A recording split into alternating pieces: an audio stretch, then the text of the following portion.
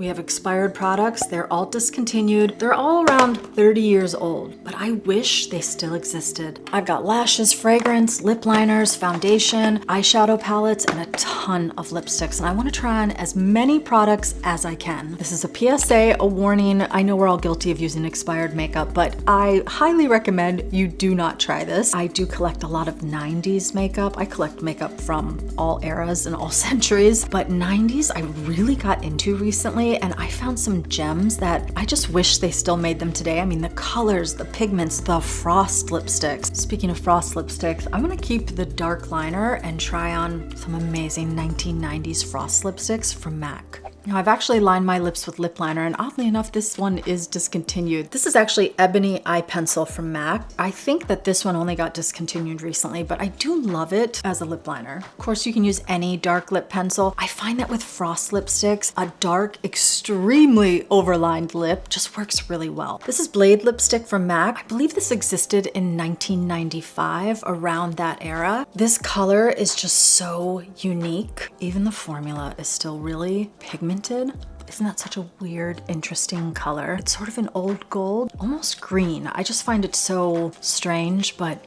absolutely beautiful. This color is called Grid. This actually looks so similar to the one that I started with in the video. Now that one is actually something that does exist today, and it is probably even better than this. I do love how that's sort of a purpley silver. I mean, these lipsticks are so old, they're a little sticky and a little gummy, so when I put it on, it's not quite as smooth, but you get the gist.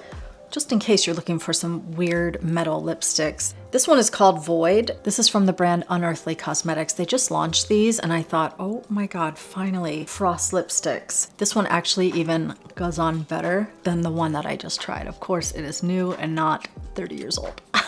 Metal Mouth. This color is called Plastique, and this existed up until the 2000s, but my bullet is literally mush. It's falling apart, so I had to use a lip brush to get in there. Oh my God, that looks wrong. Normally I'd wear this with a dark brown liner, but I am being a little lazy, just throwing it all on with black liner. I do want to try on a lighter lipstick. I should mention that I did fill up an old MAC counter display, but all those lipsticks are used. All my unused MAC lipsticks are safe in an archival box. I only really try on old makeup if I have doubles, so I can keep a perfect mint condition one for the museum. And then if something's used, it's already used, so I'll just disinfect it and use it. Spray a little alcohol on there, like this one. This is just called Pink. It's a glaze formula. I have like 3 of these brand new in the box, but this one is used, and I'm just gonna do it with no lip liner at all because the lip liner was getting out of hand. Let's see. Sometimes with light colors, I love no lip liner at all, but I will go over the lip. Don't these frosty lipsticks just give you that Y2K vibe? Like this one is so pale, it's not that pinky tone that you would see in the 1960s. It's definitely more like 2000s. I feel like the shine doesn't show up as much in these lights, but in person it's like beaming. This is a box full of unused MAC products, and some are actually used because inside here is my Spice lip liner from the 90s. The oldest Spice lip liner, it didn't have very much writing on the pencil. And then you go into 1998 and they changed everything to silver packaging, and that only lasted maybe a year, and then they went to that iconic black packaging. But this is Spice from 1998. If you watch my short form content, you've seen me do a lot of videos on this particular product. I love this lip liner. I wish it still existed today. The Spice from today is extremely warm toned. I'm gonna show you all 3 of these. When you look at this Spice lip pencil, you can see all the writing, so now you understand the difference, but you see how warm toned that is? Now we'll try on the 1998 right next to it. 30 years of making a product, you're gonna have shift, the pigment will change, but everything just got so much warmer. In the 90s, it was so cool toned. This is Modern Spice, and this is the 1998 Spice. Do you see what a huge difference that is? And let's go one step further. We'll try on the 1990. This is the one that launched, and see what this color looks like. Oh my God, this one's even different.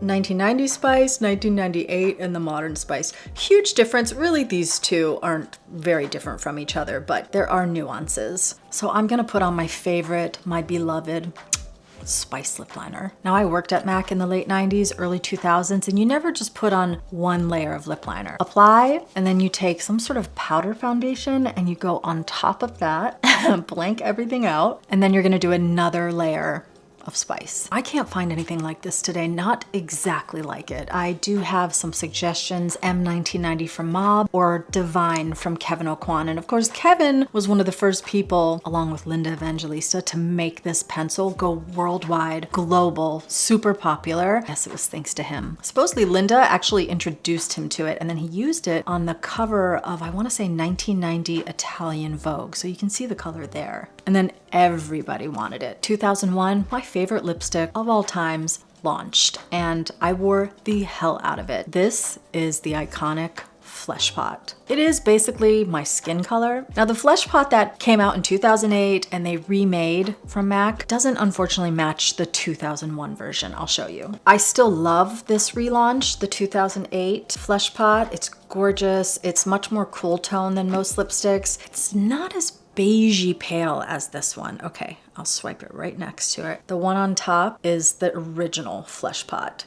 It's full on concealer lip, but there's still this beigey pinky tone that I absolutely love. So I'm gonna put that on and I'll move on to some other products and we'll come back to lipsticks, give my lips a break. I just keep it in the center and then I'll blend out the edges. Usually I'll use an eyeshadow brush just to blend that out.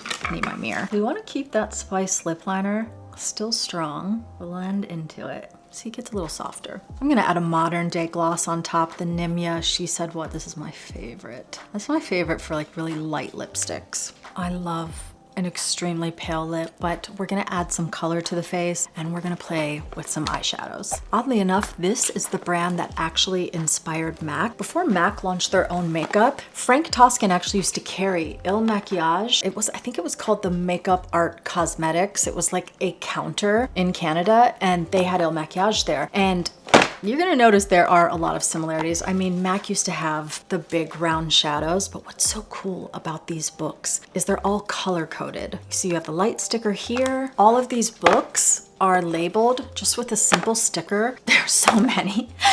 These are so good for makeup artists too, because like when you're looking through your makeup kit and you're trying to find something just to see this color, you know what I mean? You know exactly what you need to grab. As you can see, I used to use the heck out of these books. I don't know when these launched. I have no idea how old these are actually. The pigments are amazing and the actual colors themselves, like there's just such a good range. Like, isn't that easier than picking through a million different palettes and there's a green here and a red there and a purple here? It's overwhelming, in my opinion. So there were 9 books in total. This is super lightweight. And the other amazing thing is that you could also do blush in some of the books. They have contour colors. Like you didn't have to pick a million different products. Like it was all there. Eyebrows, like how beautiful is this color story? Light tones. I have to show you all of them because after I use them in this video, I'm probably gonna retire them to the vault. You've seen the purple. We did lose one. That red.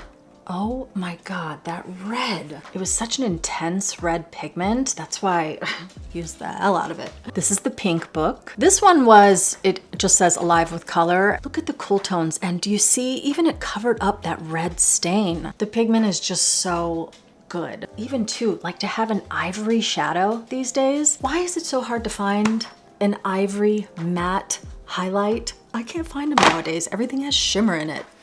Vivi wants to sit on my lap. Oh no, sweetie. I'm gonna keep it right here and see if I can do some eyeshadow. I don't think I'm gonna go crazy because I have a lot of eyeliner on. I think doing like a neutral eye is better because then I can try on a bunch of other colors. I love this gray tone right here. Let's start with that, especially I'm wearing all black and white. It should just give a nice whisper of color. Look how beautiful. It's just adding tone.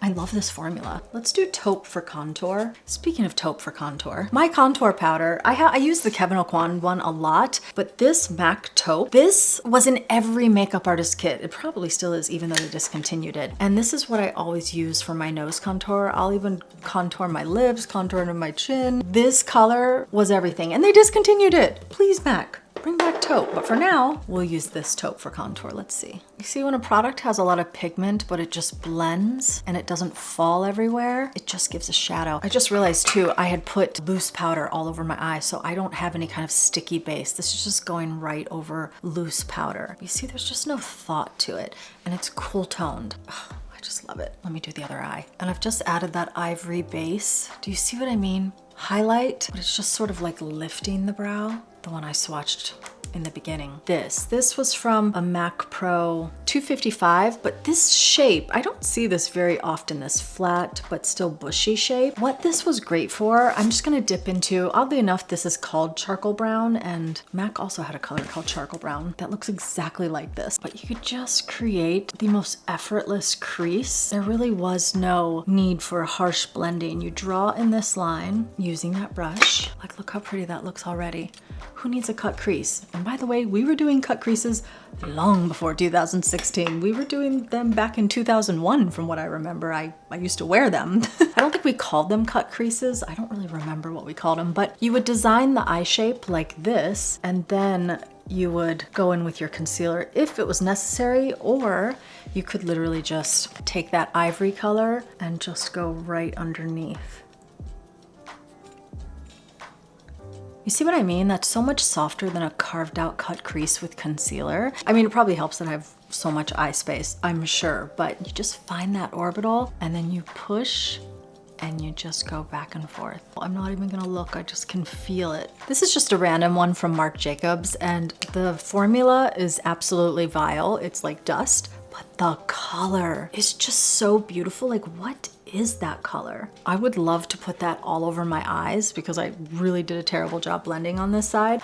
It will just be dust everywhere. But this color, if I could just get this color in a good quality shadow. I could easily do blush from one of these palettes, but I tried this on the other day. It's Chanel Vamp.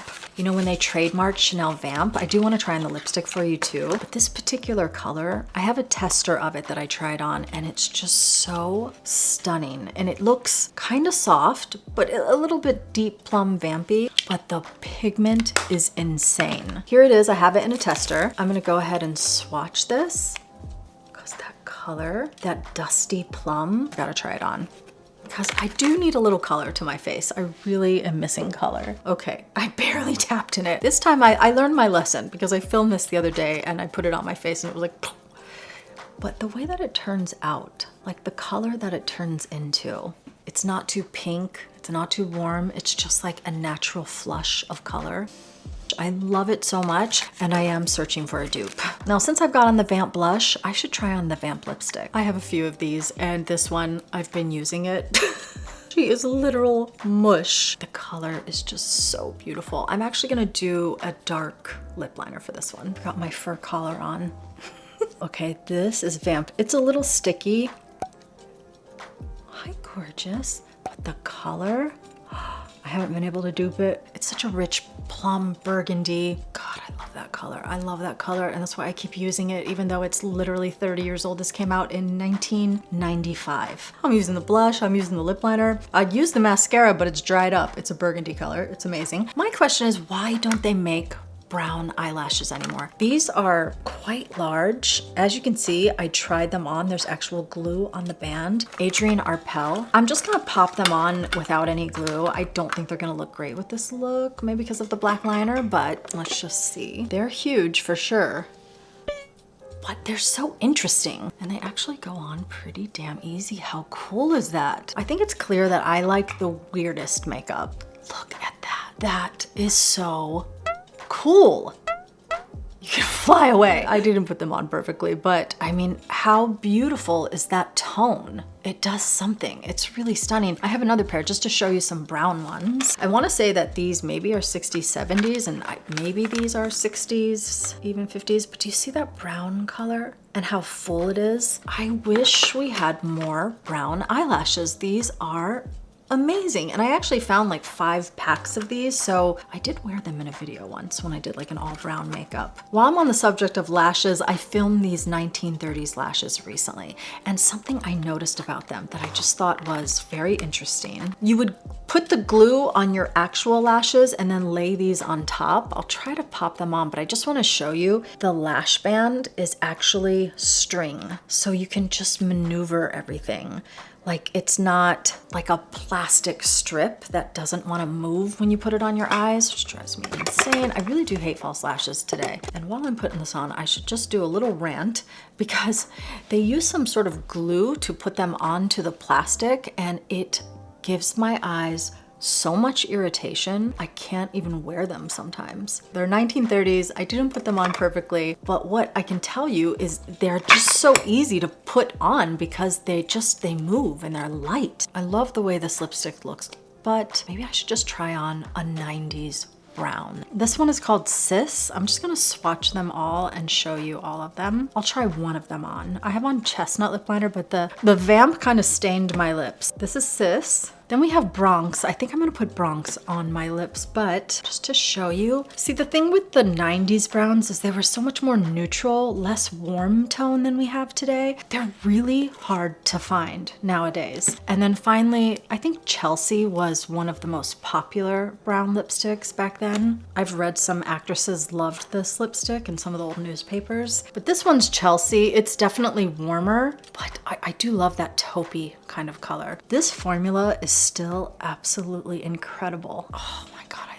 love that tone. And it's covering up my lip stain, thankfully. If anybody knows where I can find browns like this, please let me know. I just want to touch on one foundation. This one is from Alexandra DeMarkov, and this product is 50% mineral oil, and then the rest is pigment at the bottom. Because I've moved this bottle, you can't tell, but when it just sits there, it's oil all the way up to here, and the rest is pigment. And it would come with like a stick that you dipped into, which I have lost the stick, but I'm just gonna dip into this with a Q-tip. Because of all the oil inside, it just gives you this gorgeous gleaming consistency, this insane shine, but because of all the pigment that's in there, it would give really beautiful cover. Look at that. Look at how glowy that is. But it didn't settle into any lines, just looked so flawless. I imagine the reason that this was eventually discontinued is because, do you remember when everyone was like oil-free, everything has to be oil-free, and mineral oil, it would clog your pores, which I don't believe that's true, although if some specialist of skincare out there know better than me. But I've actually tried this on my entire face, even though this is probably